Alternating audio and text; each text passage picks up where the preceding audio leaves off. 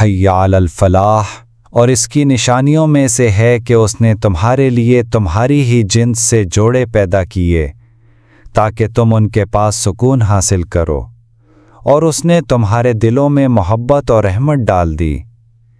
نکاح اللہ سبحانہ و تعالیٰ کے سامنے کیا گیا ایک مقدس معاہدہ ہے، اور یہ ہمیشہ آسان نہیں ہوتا۔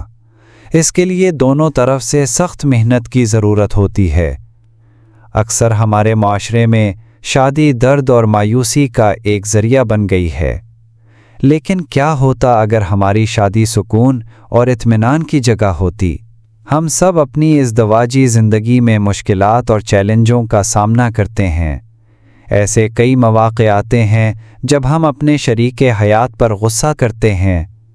کبھی کبھی یہ دنیاوی پریشانیوں کی وجہ سے ہوتا ہے، اور کبھی کبھی یہ ایک دوسرے سے ذاتی شکایات کی وجہ سے ہوتا ہے۔ بہت سے جوڑوں کا خیال ہے کہ شادی سنڈریلا کی پریوں کی کہانی کی طرح ہے، اور کوئی تبدیلی نہیں آئے گی، اور ہم ہمیشہ خوشی سے رہیں گے۔ بدقسمتی سے یہ بالکل جھوٹ ہے۔ بہت سے ٹیلی ویژن شو اب سماجی تعلقات اور ایک مثالی خاندان کی ترقی پر توجہ دیتے ہیں، تاہم یہ تصویر کشی شاذ و نادر ہی درست ہوتی ہے، اور یہ میاں بیوی کے درمیان تفریق کا سبب بن سکتی ہے۔ میاں بیوی اکثر دوسرے کو ایک ایسے ورژن میں تبدیل کرنے کی کوشش کرتے ہیں جسے وہ زیادہ پسند کریں گے۔ وہی خوبیاں جو شروع میں پیاری لگتی تھیں، وہ ایسی چیز میں بدل جاتی ہیں جو بہت زیادہ ناراضگی اور حقارت کا سبب بنتی ہے۔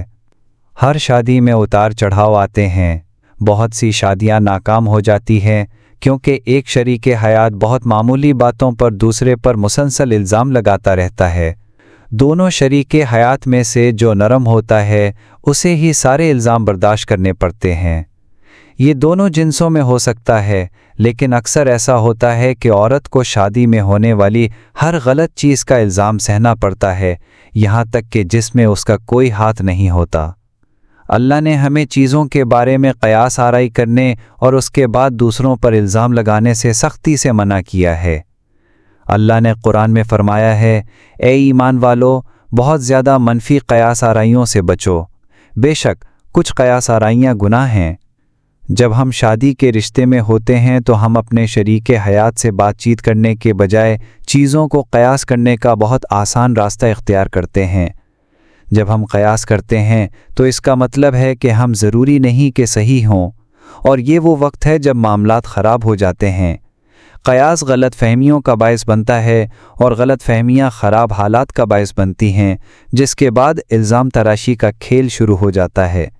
اس دن جب ایک شوہر اور بیوی ایک دوسرے کے بارے میں، حالات کے بارے میں، اپنے شریک حیات کے کاموں کے بارے میں قیاس آرائی کرنا بند کر دیں گے تو اس دن وہ ہر چیز کے لیے ایک دوسرے پر الزام لگانا بند کر دیں گے، اور ان کی شادی ایک پرسکون شادی ہوگی۔ ہمیں مسلمانوں کے طور پر یہ احساس کرنا چاہیے کہ اللہ نے ہمیں امن اور ہم آہنگی میں ایک ساتھ رہنے اور ایک دوسرے کا لباس بننے کا حکم دیا ہے۔ مسلسل ایک دوسرے پر الزام لگانے سے ازدواجی زندگی میں سکون نہیں آئے گا۔ اپنے ذہن کو صاف کرنا اور یہ سوچنا کہ کیا غلط ہوا ہے ضروری ہے۔ اللہ سے دعا کریں اور اس سے صحیح راستہ دکھانے کی درخواست کریں۔ شاید یہ آپ کی اپنی غلطی تھی جس کی وجہ سے اختلاف ہوا، شاید آپ ہی وہ ہیں جسے ٹھیک کرنے کی ضرورت ہے، اور شاید آپ ہی وہ ہیں جسے مجھے خود کو ٹھیک کرنے کا کھیل کھیلنے کی ضرورت ہے۔ اسلام میں ہر چیز کی طرح اللہ نے جو رہنمائی ہمیں دی ہے اسے اپنانا ضروری ہے، لہٰذا ہمیں اپنے شریک حیات کے ساتھ مل کر اللہ سے دعا کر کے اپنے شریک حیات کے بارے میں بری فیلنگز کو مٹانے پر کام کرنا چاہیے۔ اور اگر آپ کسی مسلمان جوڑے سے ان کے تعلق میں ایک چیلنج کے بارے میں پوچھیں تو بہت سے کہیں گے خاندانی مداخلت۔ خاندان اور سسرال والوں کی مداخلت شادی پر اتنا زیادہ دباؤ ڈال سکتی ہے کہ کچھ جوڑوں کے لیے یہ طلاق کا سبب بن سکتی ہے۔ بالغوں کے طور پر مسلمان زندگی میں اپنے فیصلوں کے ذمہ دار ہوتے ہیں، اور اگرچہ وہ اپنے والدین سے مشورہ اور رہنمائی لے سکتے ہیں، لیکن آخر میں زندگی میں کیے گئے فیصلوں کی جواب دہی فرد پر آتی ہے۔ سسرال والے جو اپنے بالغ بچوں और उनके शरीक हयात के साथ सेहतमंद ताल्लुक़ चाहते हैं, वो जोड़े की तरफ से क़ायम की गई हुदूद का एहतराम करेंगे और जोड़े को आज़ाद होने में मदद करने के लिए हर मुमकिन कोशिश करेंगे। वालिदैन और शरीक हयात के दरमियान बालिग रिश्ता हमेशा वक्त के साथ तरक्की करेगा और बेहतर होगा अगर ख़ानदान के अफराद अपनी फीलिंग्स और तवक्कुआत के बारे में खुले और ईमानदार हों। नए ख़ानदान में हर एक का जो किरदार है उसके बारे में बातचीत करना और समझना ख़ानदानों में सुकून लाएगा और नई यादें बनाने वाले रिश्तों को बनाने में मदद करेगा। एक और मसला किरदारों की उलझन और नाक़िस बातचीत है। रिवायती सकाफ़ती नॉर्म्स के मुताबिक मर्द शादी में गालिब किरदार अदा करेगा, ताहम असरी ख़वातीन रोज़गार हासिल करके और पहले से मर्दों के ज़ेरे तसल्लुत घरेलू मामलात, मिसाल के तौर पर मालियात में अपनी पोजीशन बढ़ाकर हर किस्म के रोमानी रिश्तों में अपनी देर से कायम की गई मातहती को कम करना शुरू कर रही हैं। क्लासिक शादी केस फॉर्मेट में तब्दीली और रिवायती ख़यालात की खिलाफ वर्जी एक रिवायती शोहर को मायूस और गुस्सा महसूस करा सकती है। हर साथी दूसरे से बेहतर करने की कोशिश करता है और इसके तबाहकुन नताइज हो सकते हैं अगर जोड़ों को ये मालूम नहीं है कि कब या कैसे हद में रहना है। जब जीतना और सही होना एक मोहब्बत भरे इत्तेहाद से ज़्यादा अहम हो जाता है तो फतह अक्सर खोखली और कलीलुल मुद्दत होती है। मज़ीद ये कि ख़दशात को ज़ाहिर न करने से अफराद के दरमियान तफरीक हो सकती है। अपनी शिकायत, तनकीद और जज्बाती ब्लैकमेल को ज़ाहिर करना बातचीत के औजार नहीं हैं। मौसर बातचीत का मतलब है कि हम सुनते हैं और हम अपने पार्टनर्स की नज़र से दुनिया को देखने को तैयार होते हैं और ना कि सिर्फ़ अपनी नज़र से। अगर हम बोलने के साथ साथ सुनते भी हैं तो हकीकी ताल्लुक़ खुद ब खुद हो जाएगा।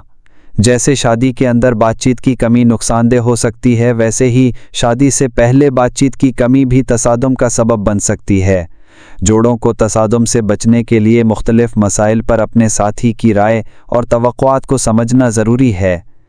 जदीद तर्ज़ो ज़िंदगी का मतलब है तनाव भरी ज़िंदगी। वक्त बहुत कीमती है और बहुत से जोड़े अपने वक्त को मौसर तरीके से इंतज़ाम नहीं करते। जोड़ों को एक दूसरे की तरफ छोड़कर रोज़ाना हर सिमत में खींचा जाता है। मेयारी वक्त, यहाँ तक कि अगर ये दिन में सिर्फ 5 मिनट ही हों, शादी की एक ज़रूरत है। जोड़ों को बाकायदगी से अपने रिश्ते का एक नरम और ईमानदार अंदाज में दोबारा जायज़ा लेने की ज़रूरत है, सिर्फ ये जानने के लिए कि वो एक ही सफ़े पर हैं या नहीं। सबसे ज़्यादा जो मसला मर्दों को होता है वो ये कि जब जोड़े के बच्चे होते हैं तो बीवी का फोकस तब्दील हो जाता है। ये अक्सर शोहर को नाकाफ़ी और नज़रअंदाज महसूस कराता है, जिसके नतीजे में क़ुर्बत की कमी होती है। जोड़े टेक्नोलॉजी को भी अपने रिश्ते में मुदाखलत करने की इजाज़त देते हैं। ये लोगों के साथ खाने पर टेक्सटिंग करने, शाम को इंटरनेट सर्फिंग करने और मुसलसल अपने स्मार्टफोन्स का इस्तेमाल करने के साथ काफ़ी रैम्पेंट है। इसके नतीजे में एक दूसरे पर तवज्जो हट जाती है। एक और मसला एतमाद की कमी है। एतमाद वो धागा है जो जोड़े को एक साथ जोड़े रखता है।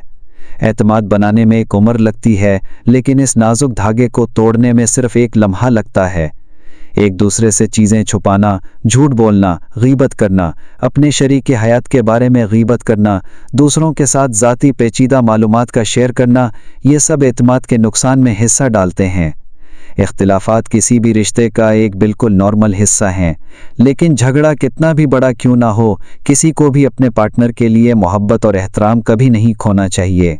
सबसे मुश्किल तरीन हालात में भी देखभाल की वही सतह बरकरार रखें और आप देखेंगे कि गुस्सा पल भर में ख़त्म हो जाएगा। मुसलमान शरीक हयात जो एक दूसरे और अपने खालिक के लिए पुरअज़म होते हैं, वो अपने पार्टनर को अल्लाह के ज़्यादा करीब लाने के लिए हर कोशिश करते हैं। हर तनाज़े में, यहाँ तक कि अगर किसी शरीक हयात को यह एहसास हो जाए कि उसकी बेपरवाही अल्लाह की नज़र में उसे नीचा कर सकती है, तो मामलात कभी भी हाथ से बाहर नहीं जाएंगे और एक या दूसरा फ़ौरन माफ़ी मांगने की कोशिश करेगा। हमेशा अल्लाह की खुशनुदी वाने में एक यूनिट के तौर पर एक साथ शामिल होने की कोशिश करें, ताकि आपको न सिर्फ इस दुनिया में बल्कि आखिरत में भी खुशी दी जाए। आपका साथी आपके लिए रूहानी, जज्बाती, जहनी और जिस्मानी आराम का एक नाकाबिल तलाफ़ी ज़रिया है, चाहे हालात अच्छे हों या बुरे। अपने साथी की रफ़ाक़त के लिए हमेशा अल्लाह का शुक्रगुज़ार रहें। अपने साथी की तरफ से कदर किए जाने हर रिश्ते की एक बुनियादी ज़रूरत है, لہٰذا صرف 2 تعریف کے الفاظ یا ایک سادہ شکریہ جو مشکل وقت میں بولا جائے صورتحال کو درست کرنے میں بہت دور تک جا سکتا ہے۔ اپنی زندگی کو مندرجہ ذیل قول کے مطابق جئیں اور آپ اپنی ازدواجی زندگی کو خوشیوں سے کھلتا ہوا پائیں گے۔ شادی کے بعد اپنے جوش کو کبھی ختم نہ ہونے دیں، اسے اتنا ہی زندہ رکھیں جتنا یہ شروع کے دنوں میں تھا، جب فون کالز گھنٹوں پہلے ختم نہیں ہوتی تھیں۔ اور سب سے اوپر بات چیت دوسرے شخص کو آپ کے خیالات اور شکایات کے بارے میں بتانے کا سب سے بہترین طریقہ ہے۔ اسے اندر دفن رکھنے سے مزید تکلیف اور نفرت کے جذبات پیدا ہوں گے۔ لہٰذا اپنے ساتھی کے ساتھ اپنی پریشانیاں شیئر کرنے کی عادت ڈالیں اور محبت اور سمجھ کے باہمی فیلنگز کو بڑھانے کے لیے ان کی سنیں۔ یہ ہمارے نبی محمد صلی اللہ علیہ وآلہ وسلم کی سنت ہے کہ وہ اپنی بیویوں کے ساتھ مذاق کرتے، چھیڑ چھاڑ کرتے، ہنستے اور ان کی تعریف کرتے تھے، جو ایک رشتے کو خوشی کے ساتھ زندہ رکھتا ہے۔ ازدواجی خوشی کوئی ناقابل حصول مقصد نہیں،